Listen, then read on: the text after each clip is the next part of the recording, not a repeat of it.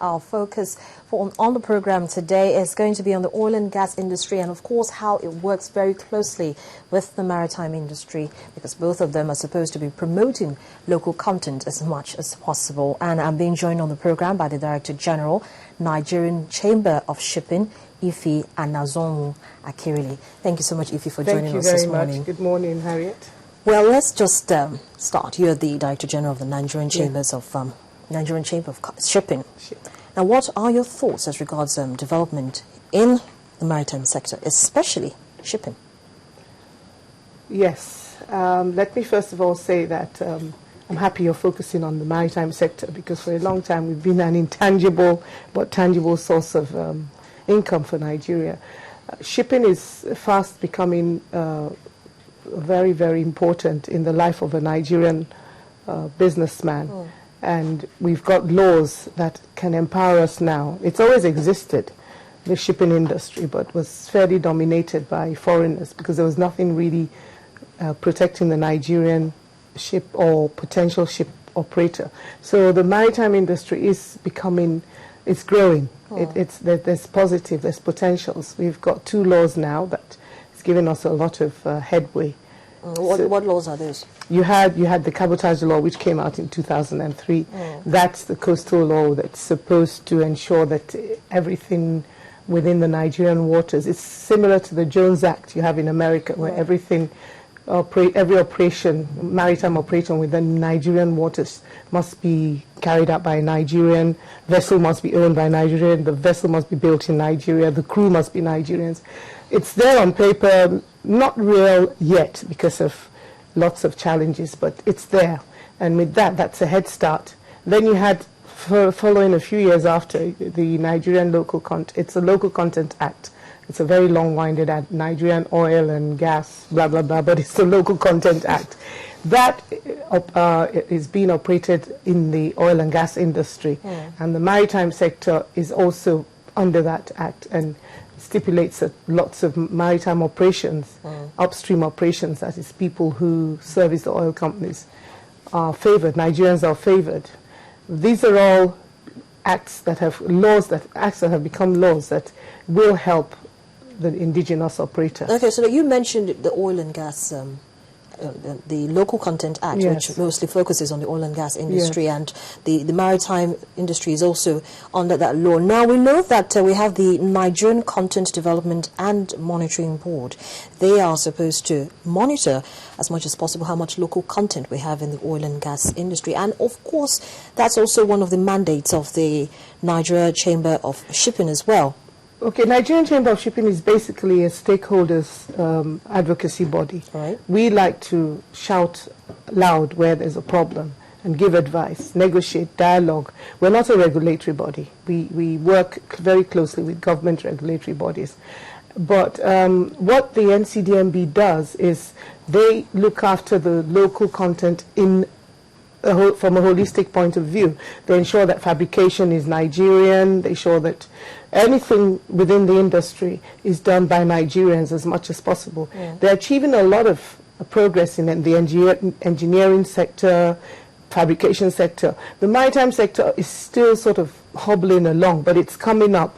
There's an increase in activity in the maritime activities where small vessels are concerned. All right. So would you say that the collaboration is as much as you want it to be, or there's still a long ways to go on it? There's still quite a long way to go, but the Chamber of Shipping actually represents shipping and logistics on the Nigerian Content Consultative Forum, which is part of the Nigerian Content Monitoring Board. It's such a mouthful. So we have given some sort of nod from the board that please bring ship owners together, make sure they understand, sanitize the industry, give people with the potentials, bring them to us, let's encourage them. So there is a sort of synergy. We work very closely with the NCDMB Executive Secretary. He talks to our members very often, and we hope it'll get somewhere. We can see some light in the future. I'm sure. Now, I know you're one of those people that has strongly put forward that there should be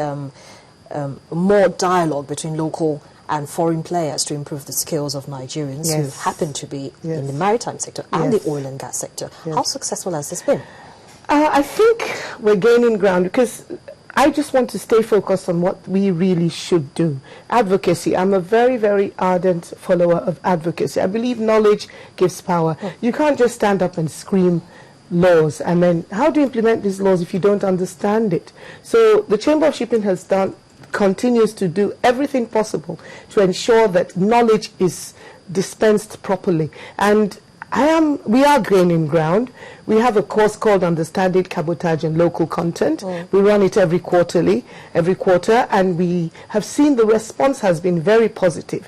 You can see ship management companies coming in to learn even the basics, how to purchase a vessel, ship management, how to choose the best classification, all the things that will make you at par with your foreign counterparts. So I believe that knowledge, you need to go with equity. If you don't understand, local content is a law, it's for you Nigerians, cabotage is a law, it's for you. But if you don't understand what the law says and how to implement it, what's good is it? So that's why I'm a strong advocate for dialogue. I believe the foreigners should talk with Nigerians. It is our country. They can operate. It's the World Trade Organization insists that trade should be bilateral. But that doesn't mean you should come and take advantage of the people because of their lack of knowledge. You should share knowledge. You should transfer knowledge and work in harmony. That's what I believe. We know that there's this, the Local Content Act, you already talked about it. Could you expatiate more on it as regards how much it's meeting the target that it's actually been set? You know, I think it was between 70 and 75 or thereabout. Has it met this target, or has it exceeded it, or is it working? I said earlier, it probably has met, probably exceeded in engineering and fabrications. But my area is maritime, and it certainly hasn't met the target in the maritime sector. There's a lot. It's two ways. There isn't enough capacity yet within the Nigerian arena. We don't have, and that comes back to knowledge again. I know there's something that's been put together by Shell. I'm sorry, I mentioned, and it's an Aberdeen pact with Petam. They're working together to bring Nigerians in the diaspora who are working in high offices, in highly technical positions abroad for foreign countries to come back and work here under maybe an arrangement. Maybe the Nigerian Content Monitoring Body is probably aware of this. They come and work as Nigerians here and transfer the knowledge, and we can now start reflecting that, there's enough Nigerians growing in this industry. But certainly the maritime sector has a lot of problems. Vessel financing it's a tough area. It's highly capital intensive. The banks haven't really started venturing or taking the risks, because it is a big risk to buy a vessel or finance a vessel to somebody who probably doesn't have the expertise. So it's like a catch-22 situation. What we're trying to encourage is partnerships, relationships with already existing Nigerian companies that are experienced and foreign companies that have been in the market but have refused to let go. But with the law, they have no choice but to share the partnership. So we're not where we want to be yet in the maritime sector. Well, you mentioned that, of course, finance seems to be an issue with everybody, not just the maritime sector. Now, part of the cabotage law stipulates that 0.2 or 0.5% from each vessel's trade is supposed to be put into a particular fund. What has become of that fund? That's the cabotage vessel finance fund. Oh, that's a big it's a big one. Recently, the minister announced that 6 names, they actually did mention the names of people having shortlisted as the pilot cases. They are lined up now, and they should receive the first disbursement of the funds, which the fund is being run by primary lending institutions. They've chosen 4 or 5 banks, I think, working hand in hand with the Ministry of Transport to ensure that if they give the money, it is well used and well monitored. And I think they also will ensure that these people they're giving funds will have jobs. It's a collaborative thing. Let's wait and see. There has been, it is going to be dispersed. There has been actually 6 companies who have been mentioned. Their names were in the papers. I don't know it offhand. And let's watch and see. What we are doing is we're watching. Right. We're closely in touch with them, and we want to make sure that they don't go there and disappoint us, because if they succeed, more people will be encouraged that it is for real. The government is doing something for real. The oil and gas industry cannot work without the maritime industry, because to move such large quantity of oil, you have to use the waters. Now, how much of local content have we seen? Because you see, the oil and gas industry is really very humongous as compared to the maritime industry. Now, how much of local content collaboration have we seen between those foreign ship owners and local ship owners? Back again to the fact that the foreign ship owners now have a law that they have to abide to. If one thing about foreign operators, if there's no law, they will have a field day. So they have to comply, whether they like it or not, to the local content. Now, it's up to us to ensure they comply. It's up to us to make sure we monitor them.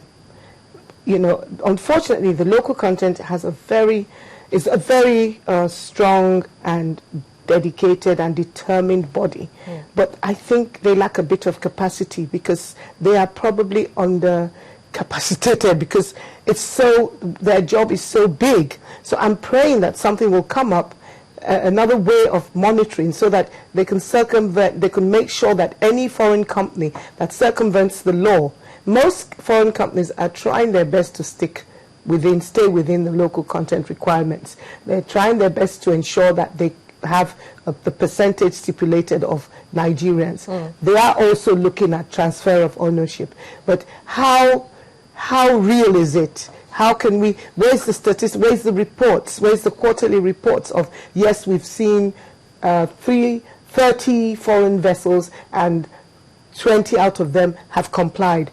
It's still lacking in that monitoring aspect is still extremely, it's a bit shaky. But in paper, and to me, from my point of view, with the 2 IOCs I know are doing it, they are complying, and Nigerians are not 100% happy, but there is hope. There is a light at the end of the tunnel.